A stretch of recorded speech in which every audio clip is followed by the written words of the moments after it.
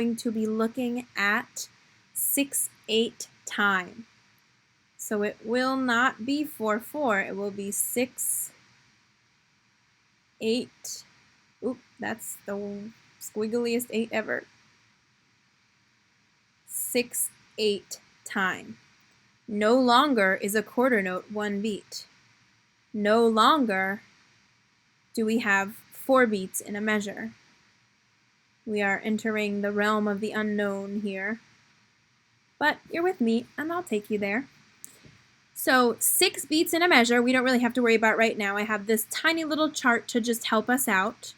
Number of beats. So a quarter note or quarter rest would now have 2 beats because it takes 2 eighth notes to make up 1, and our eighth note now equals 1 beat. We have a dotted quarter rest, and a dotted quarter rest or a dotted quarter note would make 3 beats because it takes 3 eighth notes. Last week we learned that a dotted quarter note was, or rest, was the value of the note plus half the value of the note. And in 4/4 time it was 1 beat, which is 2 eighth notes, and then another eighth note, which makes 3. So in 6/8 time it's 3. Here's an eighth rest, also 1 beat. This is a little bit interesting. So we learned that a line on the top meant that it was like this way, it was a whole rest. This way meant that it was a half rest. But quite often we see something that looks like this down here that basically just means the whole measure is a rest. It's just the upside down rectangle, and it doesn't necessarily have to be 4 beats if there's no other rhythms in the measure, which can kind of be weird and confusing, and they should just add a dot to it because a dotted quarter rest is 6 beats and that's the full measure. So I don't know why they don't do that sometimes, but sometimes they don't do that even though technically it should only be 4 beats. And it's very possible that this was a typo or a mistake that that we caught. But anyway, so just know that this is a full measure of rest, and it's not necessarily missing anything.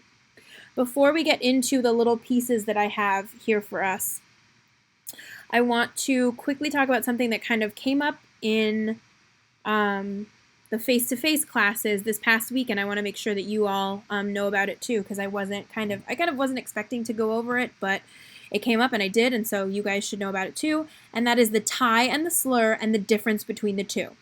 A tie takes 2 notes that are on the same place, the same line or space, and it basically elongates the sound. Instead of ta, ta, it's ta. Basically, it's the equivalent of a half note. Sorry, I have something in my eye. I think an eyelash is stabbing me. It would be the equivalent of like a half note. Why they can't just write a half note, I don't know. They do use it a lot when there are, they want to have rhythm extend over the bar line. A tie can extend over the bar line and we can carry the note over. But basically, yeah, it's just that it connects those 2 sounds and we don't have 2 separate sounds. Then we have 1 sound that is longer. The slur is something that is used in a similar way, but it happens because the word that we're singing, the lyric that we are singing on that sound or those sounds has less syllables than the number of sounds that are there. An example of this would be in the national anthem. The land of... The word land is a 1-syllable word. Land. It has 1 syllable. But Francis Scott Key composed 2 sounds to go on that word. Because there are 2 sounds for that 1 syllable, we have a slur. Land. So that we're not singing land and skipping that note or going land, land. It's land of. So that is a slur. Slur connects 2 different notes. A tie connects and elongates 2 of the same notes. So down here, we're going to focus on the rhythm. You guys have been practicing with the figuring out the do, re, mi a lot, and I'm not super worried about us doing that for this particular song. This is more about getting that rhythm. So what we see here are 3 eighth notes barred together. So instead of just 2, we see 3. The reason that we see that is because 6/8 feels different than 4/4 or 3/4 or 2/4. We don't feel every single beat. We don't feel 1, 2, 3, 4, 5, 6.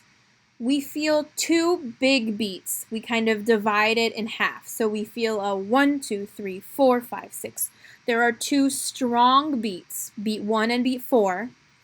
And beat 2 and 3 and 5 and 6 are a little bit less, they're less important feeling, they're less strong feeling. So we group in 3. We have 1, 2, 3, 4, 5, 6. And we kind of feel that. That's the way that you feel it as we're going. You don't feel a very harsh 1, 2, 3, 4, 5, 6, which in 4/4 time, 1, 2, 3, 4, that's what we feel. But in 6/8 time, we have the 2 strong beats and the 4 weaker beats. So this is 1, 2, 3, 4, 5, 6. If we were going to clap or keep a steady beat in a 6/8 time, it wouldn't be 1, 2, 3, 4, 5, 6. We would do 1, 2, 3, 4, 5, 6, 1, 2, 3, 4, 5, 6. For that reason, this type of meter is used in like dance type things, dance type songs, and things where you want a swing and a flow to it. We talked about this before. This is 6 beats, so it's silence. But basically in your brain, you're thinking 1, 2, 3, 4, 5, 6 as we are quiet for the whole measure. Down here we've got a dotted quarter note, or quarter rest, which is 3 beats. So we're thinking in our brain 1, 2, 3. And then we've actually got 2 eighth rests, which could have been a quarter rest. Why they didn't, I don't know. Make it a little bit, probably to make it a little bit easier, and you can see the breakup of the beats. So that's a 4 that we're thinking of. That's a 5 that I forgot to do the other parenthesis on.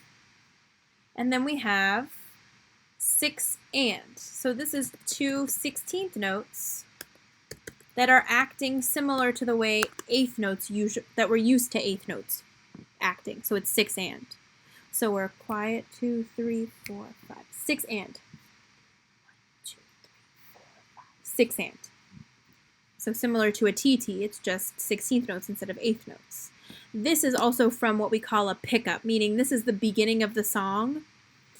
And the first word is hurrah. We have a slur, so it's hurrah. The rah starts a new measure, and we go from there, but it needed one little beat from the measure before to get all of the sounds in and make it work. If it didn't start with this little pickup, then all of the rhythm would be off and the feeling of the song would be off. So it's hurrah, 1, 2, 3, hurrah. And that's how it starts. Next here we have 1, 2, 3, because we have our 3 eighth notes. And then we have 4. We think 5 because it's a quarter note, so it's 2 beats. And there we have our eighth rest all by itself. So this one is 1, 2, 3, 4, off. 1, 2, 3, 4. These are not, most of what you're going to see in the song is these 6 notes together, the 1, 2, 3, 4, 5, 6 feeling.